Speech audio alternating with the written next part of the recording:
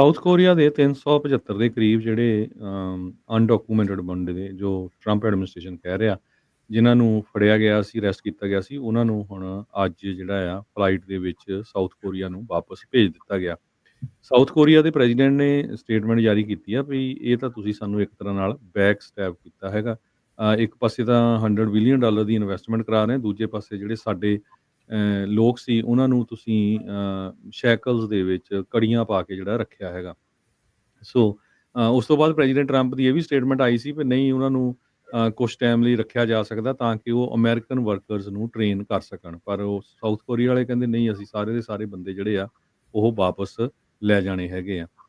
ਇਹ ਜਿਹੜੀ ਇੱਕ ਹਾਈਟੈਕ ਕੰਪਨੀ ਸੀ ਜਿੱਥੋਂ ਲੋਕਾਂ ਨੂੰ ਅਰੈਸਟ ਕੀਤਾ ਗਿਆ ਸੀ, ਇਹ ਇੱਕ $100 ਬਿਲੀਅਨ, ਜਿਸ ਤਰ੍ਹਾਂ ਮੈਂ ਤੁਹਾਨੂੰ ਦੱਸਿਆ, ਜੋ ਸਾਊਥ ਕੋਰੀਆ ਨੇ ਇੱਥੇ ਇਨਵੈਸਟ ਇਨਵੈਸਟ ਕਰਨਾ ਸੀ, ਉਹਦੇ ਚੋਂ $7.59 ਬਿਲੀਅਨ ਦੀ ਇਨਵੈਸਟਮੈਂਟ ਇਸ ਹਾਈਟੈਕ ਫੈਕਟਰੀ ਦੇ ਵਿੱਚ ਹੋਣੀ ਸੀ। ਸੋ ਜਿਸ ਨੂੰ ਉਹ ਕਹਿੰਦੇ ਵੀ ਅਸੀਂ ਹਾਈਲੀ ਪ੍ਰੋਫੈਸ਼ਨਲ ਬੰਦੇ ਸਾਊਥ ਕੋਰੀਆ ਤੋਂ ਲਿਆ ਕੇ ਜਿਹੜੇ ਆ ਇੱਥੇ ਉਹ ਉਹਦੀ ਕੰਸਟਰਕਸ਼ਨ ਕਰ ਰਹੇ ਸੀ।